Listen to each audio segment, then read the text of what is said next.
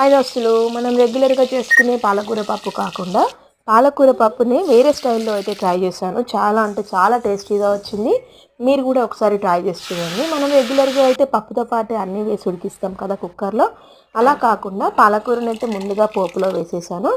తర్వాత పాలకూర కొద్దిగా మగ్గిన తర్వాత ఉడికించిన పప్పుని అందులో వేసి చింతపులుసు పోసి కాసేపు మరిగాక మనకు కావాల్సినంత కన్సిస్టెన్సీలో పులుసుని అయితే పోసేసుకోండి.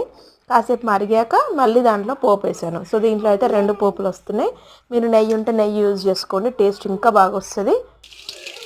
నాకైతే ఈ కన్సిస్టెన్సీ సరిపోతుంది. సో ఇదైతే పోపు పెట్టేసుకున్నాను. లాస్ట్లో అయితే కొద్దిగా నెయ్యి వేసుకొని వేడి వేడి అన్నంలో పప్పు వేసుకొని వడియాలు సైడ్కి పెట్టుకొని అటు కొద్దిగా పచ్చడి వేసుకొని తింటే టేస్ట్ ఉంటుంది కదా. మీరు కూడా ట్రై చేసి చూడండి ఒకసారి.